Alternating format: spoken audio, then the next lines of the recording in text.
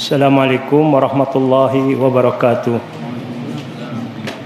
Alhamdulillahilladzi hadana li hadza wa ma kunna linahtadiya laula an hadanallah. Asyhadu an la ilaha illallah wahdahu la syarika lah wa asyhadu anna Muhammadan abduhu wa rasuluh. Jamaah sekalian, insyaallah sore hari ini atau malam hari ini kita akan membahas tentang hikmah atau pelajaran dan hikmah dari kisah sahabat Rafi' bin Umair At-Ta'i radhiyallahu anhu. Sumber yang saya jadikan bahan untuk kajian ini yaitu dari kitab Suwarun min Hayatis Sahabah, potret dari kehidupan para sahabat yang ditulis oleh Dr. Abdurrahman bin Ra'fat Al-Basha. Untuk biografi Rafi' ini, penulis yaitu Dr. Abdurrahman rahimahullah mengumpulkan dari berbagai macam sumber kitab-kitab sejarah. Dari kitab-kitab sejarah seperti kitab sejarah Al-Kamil oleh Ibnul Athir, ya, Usdul Ghabah, At-Tabaqat Al-Kubra Ibnu Sa'ad, kemudian juga Al-Isabah fi Tamyizis Sahabah Imam Al-Hafidh Ibnu Hajar, kemudian Tarikh Ibnu Asakir, kemudian kitab-kitab lainnya. Ya. Rafi' ini kita bicara dulu kisah sebelum beliau masuk Islam, ya. Baru nanti setelah beliau masuk Islam. Rafi' ini dari suku At-Ta'i. At-Ta'i ini kalau wilayah sekarang ini banyak di daerah di Arab Saudi ini, di kota Ha'il, di daerah Ha'il, sekitar 424 km dari kota Madinah. Sebelum masuk Islam, Rafi' ini mempunyai profesi yang buruk. Profesinya jadi pencuri unta. Dan bukan sembarangan unta, tapi unta yang mahal, unta yang spesial. Beberapa waktu yang lalu saya periksa, saya cari informasi di Arab Saudi ini unta biasa harganya antara 5.000 sampai 10.000 real. Apa yang disebut unta? Unta. Jadi antara 40 juta sampai sekitar dari antara 20 juta sampai 40 juta kurang lebih. Tapi kalau unta yang spesial itu jutaan real harganya. Jadi miliaran. Bahkan ada seseorang sekarang ini punya unta ditawar 30 juta real tidak diberikan. 30 juta real sekitar 100 miliar lebih, 120 kurang lebihnya miliar. Kemudian Rafi' ini sebelum memulai operasinya, dia ini tidak punya tim, hanya sendiri kerjanya. Ketika mencuri unta tidak ada temannya yang membantu dia. Jadi menyiapkan dulu sebelum mencuri, dia menyiapkan air untuk minum dia. Dan juga air untuk minum unta. Tapi unta ini lebih kuat, tahan haus, karena di tubuhnya itu ada kantung air yang untuk dia bisa buat persediaan. Kalau dia tidak minum, itu dia bisa dari kantung air yang ada di tubuhnya buat persediaan. Jadi Rafi' mempersiapkan kantung air untuk minum dia. Dia cari cangkang telur dari burung unta. Burung unta itu telurnya itu besar, sehingga kalau dipotong di yang kosong ini, ya, diisi air, bisa jadi seperti gentong gitu. Nah ini diisi yang banyak, telur-telur unta ini diisi banyak dan diletakkan di beberapa titik, terutama di daerah yang sangat jauh di pedalaman padang pasir. Dia simpan. Dan Rafi' ini dikenal ahli padang pasir. Jadi ahli untuk pencari jejak. dan tahu jalan-jalannya di padang pasir. Kalau orang tidak pengalaman, dia bisa tersesat di padang pasir meskipun dia orang Arab dan tinggalnya di padang pasir. Maka ketika dia mencuri unta ini di malam hari, dia bawa lari untanya. Ketika pagi hari pemiliknya biasanya sadar, dikejar. Tapi sudah ada jarak sekian jam. Dikejar itu dari tapak kaki unta yang kelihatan kan jejaknya. Tapi sudah kalah atau terlambat beberapa jam. Nah, dia persiapan airnya itu di setiap titik. Kalau dia haus, kalau dia bebankan di unta, khawatir bebannya jadi tambah berat. Jadi dia letakkan di beberapa titik saja. Nanti dia minum. Kemudian dia pergi. Sampai nanti dia di tempat yang sangat jauh sekali di pedalaman, dia bersembunyi di sana. Tapi persediaan airnya sudah banyak untuk minum dia. Orang yang mengejar itu biasanya tidak kuat lama-lama. Pertama, persediaan bekal makan dan minum dia juga sudah habis. Dan yang kedua, dia khawatir semakin jauh nanti juga akhirnya dia tersesat. Akhir tersesat, kehausan, dan bisa menimbulkan kebinasaan, kematian. Jadi dia balik lagi. Baru setelah selamat, baru dia nanti keluar cari tempat lain untuk dijual di tempat lain misalnya. Itu profesi dia. Ya, jazakallahu khair. Di tahun ke-8 Hijriah, kalau di buku ini disebutkannya tahun ke-9 Hijriah, tapi saya periksa dari kitab-kitab sirah bahwasanya kejadiannya di tahun ke-8 Hijriah, bukan tahun ke-9 Hijriah. Waktu Rasulullah SAW menugaskan sahabat Amr bin As radhiyallahu anhu untuk berperang dengan Bani Qudha'ah, yang pernah saya sampaikan beberapa waktu yang lalu. Kisah ekspedisi militer Amr bin Zatus Salasil ya. Ini sama. Dalam ekspedisi tersebut, dalam perjalanan, kaum muslimin butuh penunjuk jalan dari orang setempat untuk sampai ke Zatus Salasil sekitar 800 km, sedangkan untuk ke Bani At-Ta'i ini 400-an ya. Nah, sampai di sana, sampai di Jabal At-Ta'i, kaum muslimin butuh penunjuk jalan dari orang setempat, penduduk setempat. Dipilihlah Rafi'. Meskipun dia bukan muslim, tapi dia tidak menampakkan permusuhan kepada kaum muslimin, dan dia juga memiliki kepandaian untuk mengetahui jejak, mengetahui jalan, sehingga dikontrak, dipekerjakan oleh kaum muslimin, nanti diberi upah. Dan dia senang sekali bisa mendapatkan upah. Terkadang sebagian dari para pencuri itu mereka mencuri karena tidak ada pekerjaan. Walaupun tidak jadikan alasan karena tidak ada pekerjaan berarti dibenarkan untuk pekerjaan mencuri, tetapi di sini juga kewajiban dari sebagian masyarakat untuk memberikan kelapangan pekerjaan dan lain sebagainya kepada mereka-mereka yang memang membutuhkan, padahal mereka sudah berkeluarga, membutuhkan untuk memberikan nafkah untuk anak istri. Karena ketika seorang itu imannya lemah, akhirnya setan yang masuk, akhirnya gelap mata dan melakukan suatu hal-hal yang haram, wal'iyadzubillah. Rafi akhirnya bekerja dengan kaum muslimin tadi dan bersama-sama dengan pasukan kaum muslimin. Di sana ada Umar bin Khattab, ada Abu Bakar Siddiq radhiyallahu an, dan yang lain sebagainya. Terasa sekali perbedaan yang selama ini Rafiq lingkungannya dengan orang-orang musyrik, orang-orang kufar yang akhlaknya rata-rata akhlaknya buruk, sekarang bergabung dengan kaum muslimin yang akhlak mereka luar biasa, para sahabat ini. Sehingga Rafiq pun jatuh cinta kepada kaum muslimin. Terutama dia sangat dekat dengan Abu Bakar As-Siddiq radhiyallahu anhu. Dalam kitab lain diceritakan Abu Bakar radhiyallahu anhu ini memberikan pelayanan kepada Rafi'. Tempat untuk tidur Rafi' disediakan oleh Abu Bakar.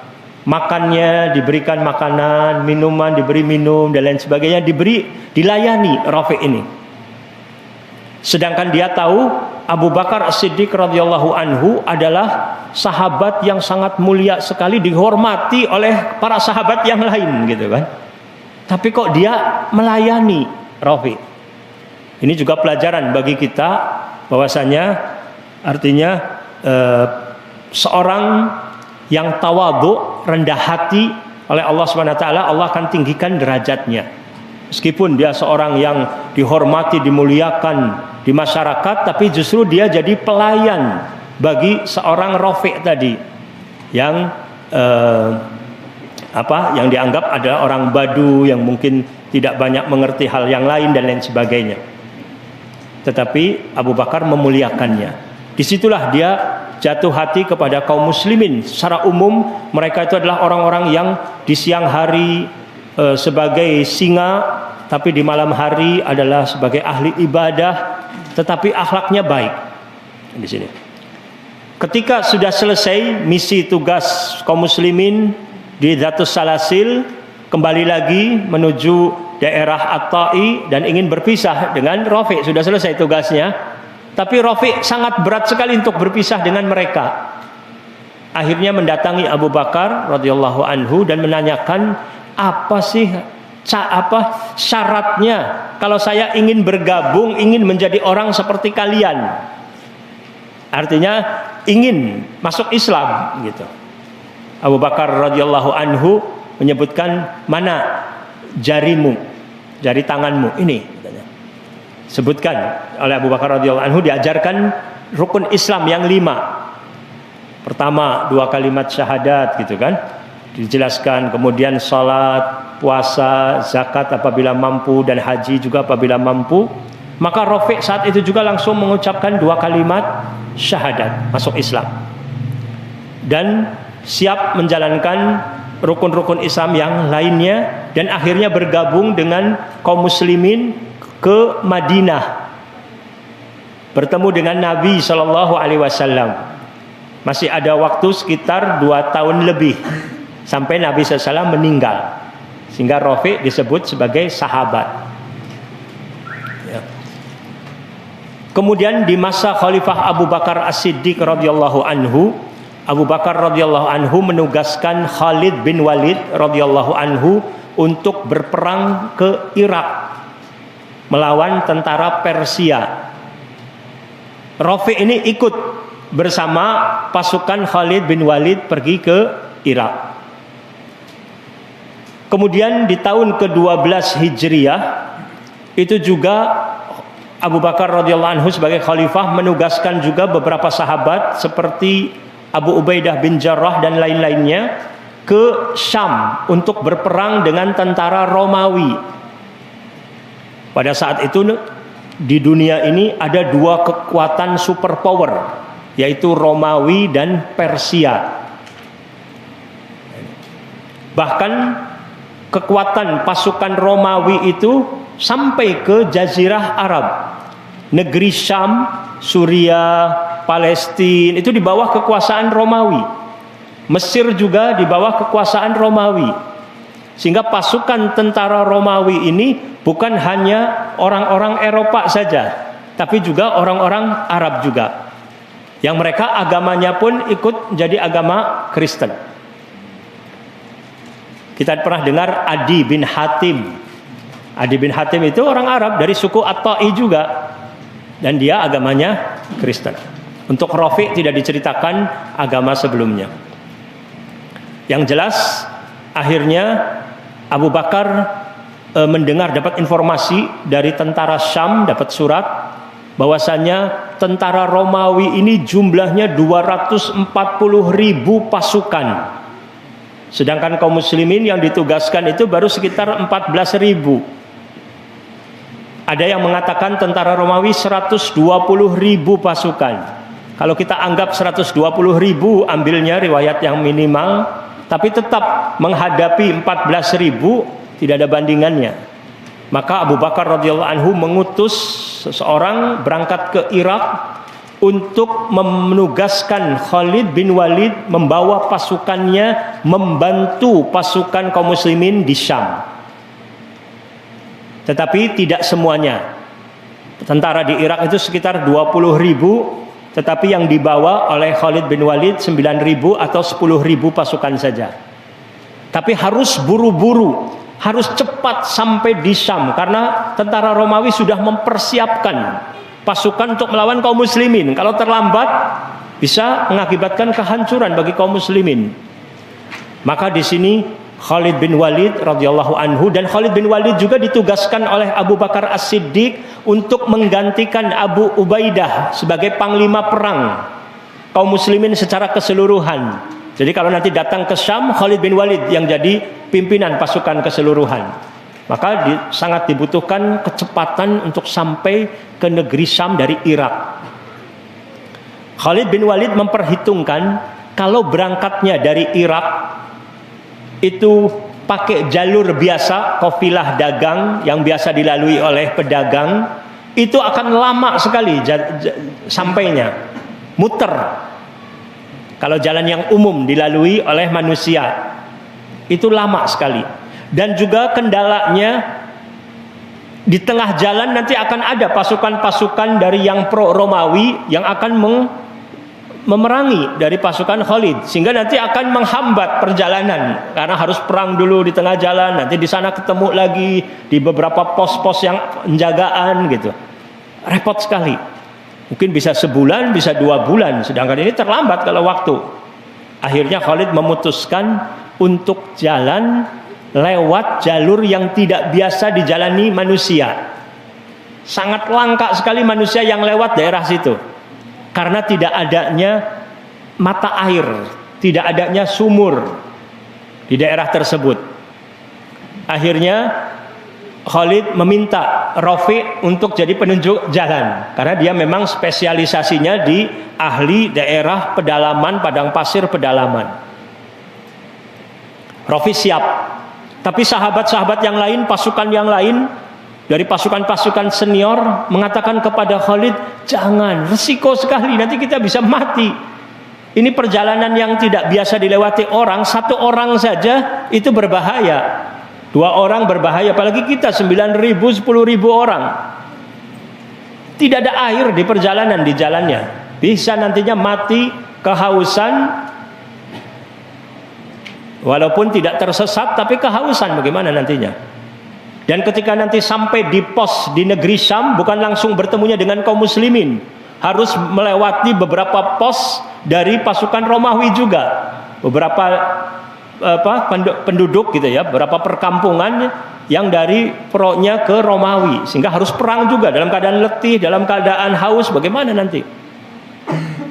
Tapi Khalid bicara sama Rafi', kamu yakin bisa lewat jalan sini? Bisa. Bagaimana menurut Anda? Apa yang bisa kita lakukan? Tanya ke Rafi'. Rafi' bilang, sediakan untuk saya 20 ekor unta yang besar. Didatangkan 20 ekor unta, kemudian diberi minum sebanyak-banyaknya. Setelah itu diisi air lagi, karena di daerah perbatasan Irak yang namanya Qarakir itu banyak air. Diisi lagi air lagi, ditaruh di punggungnya unta untuk air minum pasukan. Rafi' mengatakan, persediaan unta kami 20 ini, perjalanan diperkirakan sampai ke daerah Suwa, perbatasan negeri Syam, itu 5 hari. Luar biasa, dari Irak ke Syam 5 hari naik kuda dengan 9.000 atau 10.000 orang. Ini suatu perjalanan yang memotong jalan luar biasa ini. Kata Rafi', setiap hari kita potong 4 ekor unta buat makanannya pasukan. Yang 9.000 itu 4 ekor unta. Nanti ada kantong air yang di tubuh unta itu kita pisahkan, itu untuk minuman para kuda, hewan-hewan yang ditunggangi oleh para pasukan. Minuman kudanya dari situ dicampur dengan susu unta yang diperas. Sedangkan daging untanya untuk makanan pasukan. Dan tentu ini juga menunjukkan makanannya juga pasti mereka sedikit-sedikit, tidak makan yang banyak. Akhirnya setujui oleh Khalid. Khalid berpidato kepada kaum muslimin, harus kita optimis dengan pertolongan Allah. Selama kita niatnya ikhlas karena Allah, niatnya baik, Allah nanti akan menolong. Tapi tentu Khalid ini bukan tanpa perhitungan di sini ya. Bukan nekat tanpa perhitungan. Tapi beliau nekat tapi dengan perhitungan, tapi berisiko maksudnya ya. Nekat di sini maksudnya punya resiko. Ini. Tapi harus dipilih. Karena kalau pakai jalan biasa akan terlambat. Alhamdulillah, hari pertama, hari kedua, hari ketiga, hari keempat berjalan lancar. Tapi sampai hari kelima belum sampai juga ke daerah perbatasan di Suwa tadi yang banyak airnya. Sedangkan masih di tengah perjalanan, artinya mungkin masih ratusan kilometer lagi, tapi persediaan makanan, minuman sudah habis sama sekali. Tidak ada satu tetes air pun di persediaan mereka, tidak ada. Sudah jamaah pasukan sudah kehausan. Rafi'nya sendiri mengalami musibah, buta matanya. Pada saat itu matanya bengkak, nggak bisa ngelihat. Padahal dia sangat diandalkan untuk sebagai penunjuk jalan. Tapi Khalid bin Walid juga mendatangkan juga di antara pasukannya itu orang yang ahli perbintangan juga. Jadi untuk membantu Rafi' juga dalam masalah jejak gitu ya, masalah untuk penunjuk jalan. Akhirnya Panglima Khalid tanya kepada Rafi', "Rafi', ini bagaimana nih jalan keluarnya ini?" Artinya. Tapi alhamdulillah kaum muslimin walaupun ada perasaan tegang tapi tidak emosional. Tidak ada yang menyalahkan, "Tuh, kamu sih Rafi' ngasih usul yang kayak gini jadinya ngawur dan lain sebagainya." Saling nyalahkan tidak ada. Sudah diputuskan ya sudah. Tapi tetap dipikirkan yang penting solusi, bukan saling menyalahkan. Dicari solusinya. Rafi' tanya, "Tolong bantu saya nggak bisa ngelihat. Di sekitar sini ada tidak dua bukit yang saling berdampingan?" Karena di padang pasir juga sering terjadi adanya perbukitan ya. Kalau kita dari Mekah ke Madinah saja kita banyak melewati bukit-bukit. Tapi kata dia, "Tolong cari dua bukit yang saling berdampingan." Dilihat, ternyata ada di sekitar daerah tersebut. Ada, Rafi'. Alhamdulillah, kata dia. "Tolong sebagian pasukan cari pohon ausaj namanya." Saya sendiri belum tahu arti terjemahnya bahasa Indonesianya ausaj ini pohon apa ya? Apa pohon kaktus atau apa, saya belum tahu. Di antara dua bukit ini ada pohon ausaj di sana. Tolong cari dan informasikan segera ke saya. Pasukan berangkat ke sana. Kemudian kembali lagi, tidak ada katanya. Tidak ada pohon, satu pohon pun tidak ada di antara dua bukit tersebut. Kata Rafi', mustahil katanya. Harusnya ada. Coba dicek lagi, diulang lagi, teliti lagi, coba yang teliti katanya. Tapi alhamdulillah tidak jadi bertengkar karena mereka sebenarnya sudah mencari. Tapi ya akhirnya dicari lagi. Dicari, ternyata sebenarnya ada pohon ausaj tadi, tapi sudah ditebang orang. Jadi ada akarnya saja, masih kelihatan akhirnya. Balik lagi informasi, ada Rafi' pohonnya ausaj, tapi sudah ditebang. Kita berpikir untuk apa cari pohon ausaj, apa untuk obat mata dia atau bagaimana ya? Akhirnya Rafi' berangkat ke sana, diikuti oleh kaum muslimin. Akhirnya dilihat betul. Tolong digali tanah di sekitar akar pohon ini, digali yang dalam. Kaum muslimin digali. Setelah digali dalam berapa meter, alhamdulillah muncul air mata air gitu ya, yang deras tidak habis-habis. Airnya artinya enak untuk diminum.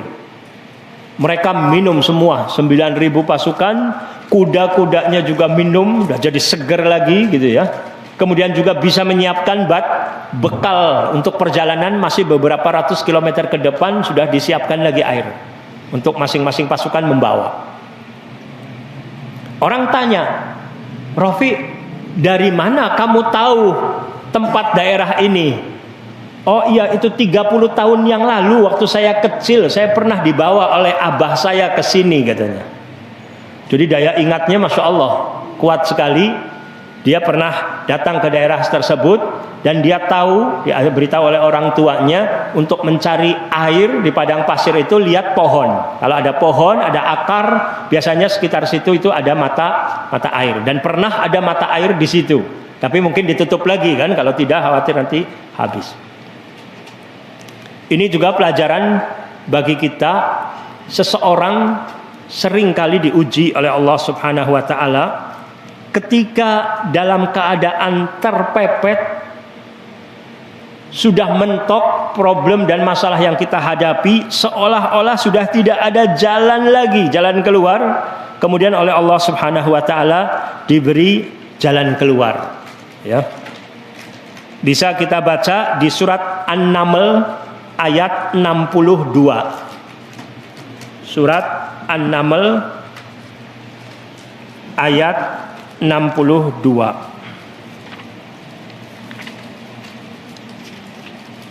Surat ke-27 ayat 62. Allah Subhanahu wa taala berfirman,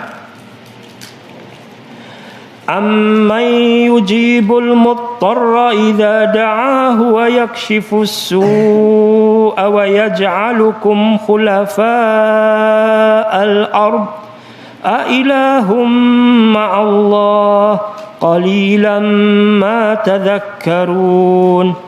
Bukankah dia Allah yang memperkenankan atau mengabulkan doa orang yang dalam kesulitan apabila dia berdoa kepadanya, dan menghilangkan kesusahan dan menjadikan kalian manusia sebagai khalifah, pemimpin di bumi? Apakah di samping Allah ada Tuhan yang lain? Sedikit sekali nikmat Allah yang kalian ingat. Mengingatkan akan nikmat Allah Subhanahu wa taala. Sering kali manusia itu ketika dalam keadaan terpepet, dalam keadaan mentok, baru Allah berikan jalan keluarnya. Supaya kita selalu ingat kepada Allah dan selalu bersyukur kepada Allah Subhanahu wa taala, bahwa tidak ada yang dapat menyelesaikan problem kita kecuali hanya Allah Subhanahu wa taala. Alhamdulillah, akhirnya perjalanan itu juga selamat. Khalid bin Walid radhiyallahu anhu memimpin sampai ke Suwa, kemudian juga sempat berperang dengan peperangan yang kecil gitu ya dengan orang-orang Romawi, sampai akhirnya kaum muslimin bergabung dengan pasukan kaum muslimin yang sudah ada di sana. Kemudian terjadilah perang Yarmuk. Perang Yarmuk yang dimenangkan oleh kaum muslimin. Padahal jumlahnya sedikit. Wa kam min qalilatin di surat apa? Fi'atan katsiratan biidznillah, ya, di surat apa tuh? Surat Al-Baqarah ayat berapa?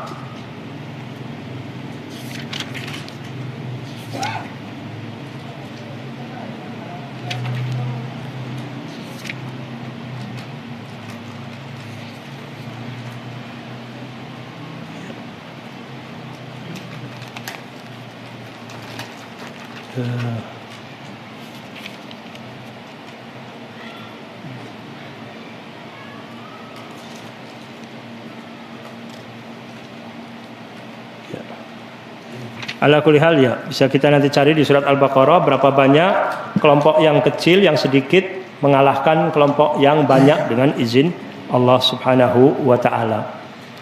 Jadi penting di sini pentingnya keimanan, ketakwaan kepada Allah, keyakinan, optimis yang nanti Allah berikan pertolongan. Tapi terkadang jumlahnya banyak tetapi dia menjadi ujub misalnya, maka bisa juga Allah berikan kekalahan. Seperti Allah juga beri teguran pada saat perang Hunain gitu kan. Ketika kaum muslimin jumlahnya banyak, kemudian ada di antara mereka yang ujub gitu. Kemudian Allah tegur juga dalam Al-Qur'an. Ya.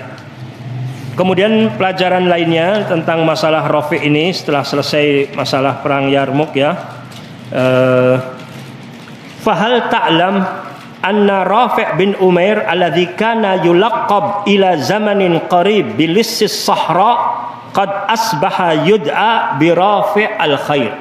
Apakah Anda tahu Rafi' bin Umair ini yang sebelumnya, sebelum masuk Islam, diberi julukan Lis as-Sahra.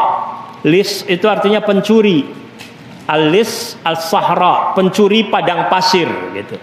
Maksudnya pencuri tapi juga ahli dalam masalah jalan-jalan di padang pasir. Tetapi sekarang setelah masuk Islam, dapat lakabnya, julukannya dari kaum muslimin, Rafi' al-Khair, Rafi' yang baik. Kenapa? Wa hal tadri anna sababa fi khal'i hadzal laqab alaihi yarji'u ila wafrati birrihi bil fuqara wa kathrati atfihi alal muhtajin. Apakah engkau tahu bahwa sebab dari julukan yang baru ini, Rafi' al-Khair ini, karena dia banyak sekali berbuat baik kepada fakir miskin. Dan dia juga banyak empatinya kepada orang-orang yang membutuhkan. Jadi banyak menolong orang. Faqad da'aba ala an yut'ima ahla thalath masajid min kasbi yaminihi wa araqi jabinihi. Dia ini sudah menjadi kebiasaan memberi makan kepada orang-orang fakir yang berada di 3 masjid di Madinah. Yang dia lakukan diambil dari hasil pekerjaan dia dan dari keringatnya. Maksudnya dia bekerja, kemudian hasilnya itu dia banyak memberikan makanan untuk orang-orang miskin. Ya. Ini juga mengingatkan kita adanya ayat juga dalam Al-Quran yang menjelaskan tentang keutamaan memberikan makanan kepada orang-orang miskin. Ini di surat Al-Insan ayat 8 ayat 9. Surat Al-Insan surat ke-76 ayat 8 dan ayat 9. Allah berfirman, wa yut'imuna at-ta'ama 'ala hubbihi miskinan wa yatiman wa asira innama nut'imukum liwajhillah la nuridu minkum jazaa'an wala syukura. Artinya, dan mereka memberikan makanan yang disukainya kepada orang miskin, anak yatim, dan orang yang ditawan.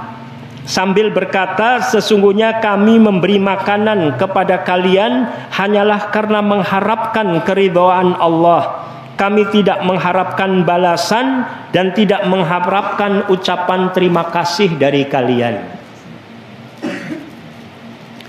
Kemudian Rafi' juga meskipun dia bekerja cari uang, artinya dia memiliki harta, tetapi pakaiannya cukup hanya punya 1 pakaian saja katanya.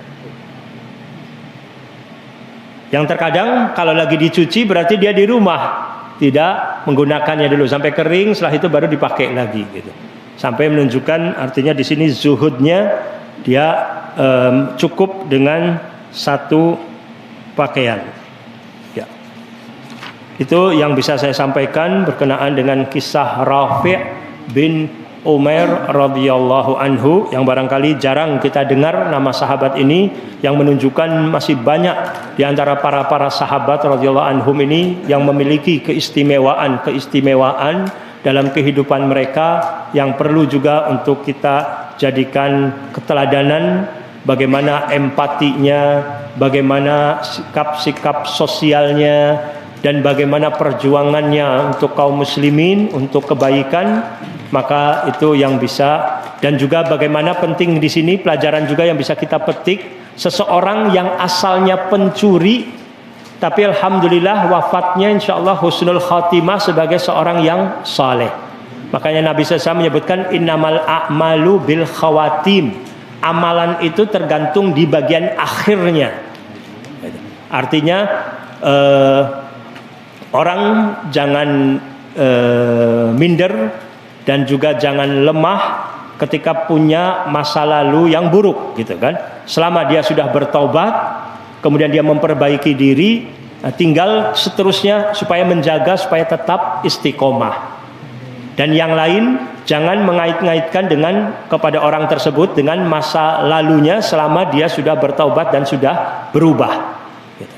Itu yang dilihat adalah yang belakangan. Dan orang juga tidak boleh merasa dirinya suci kemudian meremehkan yang lain, mengejek yang lain karena kemaksiatan dan dosa dilakukan.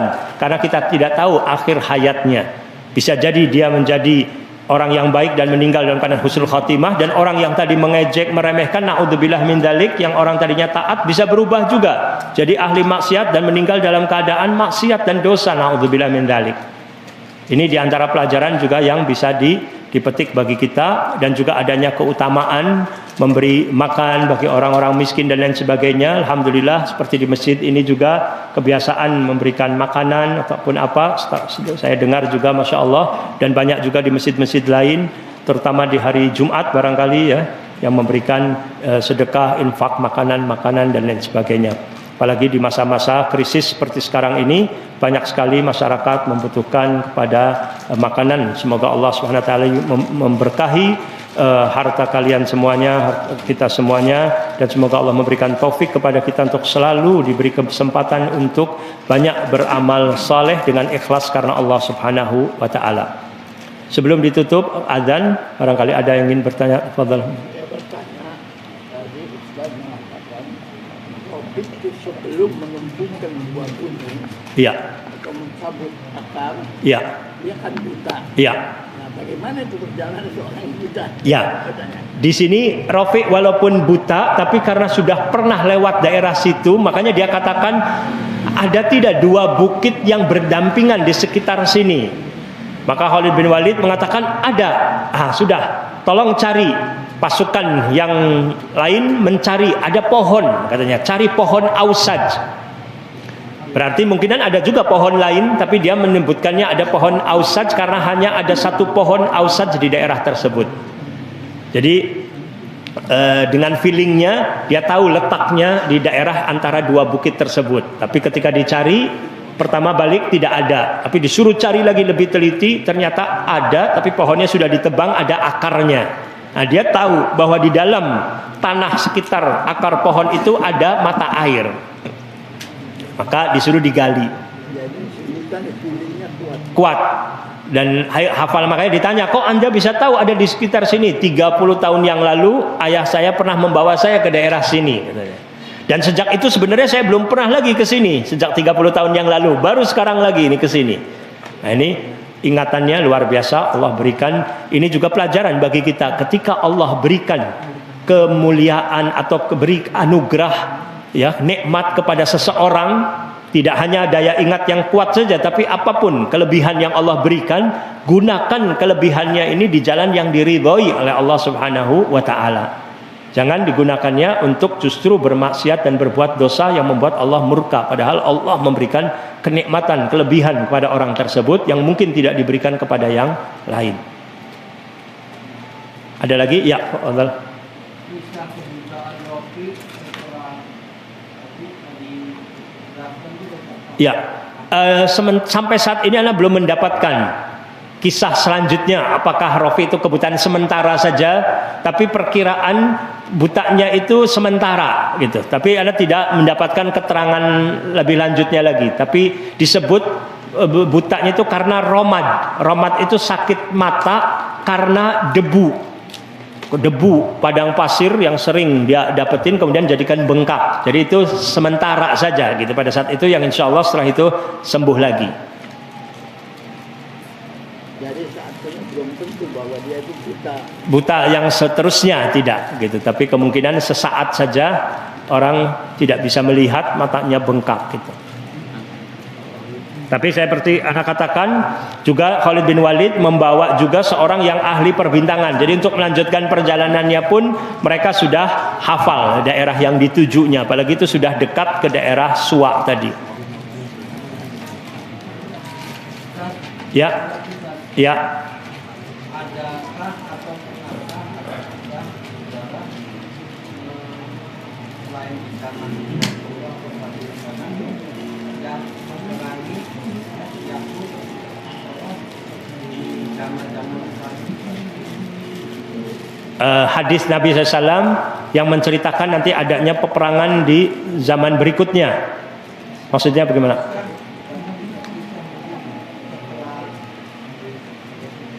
zaman Rasul tapi datang sejarah yang pernah memerangi kaum Yahud yang kaum besar yang menghinakan Islam. Ya. Sejak itu kan akhirnya kekuasaan kaum muslimin mulai semakin besar gitu ya, sampai akhirnya ada setelah Khulafaur Rasyidin ada dinasti yang disebut Bani Umayyah, lalu ada Bani Abbasiyah dan seterusnya gitu ya, sampai terakhir adalah di kekhilafahan Turki yang tahun 1924 yang runtuh itu. Allah alam, ala kulli hal perlu kita juga terus mempelajari sejarah-sejarah Islam. Setelah mempelajari sirah Nabi SAW, sirah sahabat, perlu juga mempelajari sejarah-sejarah di masa setelah itu nanti.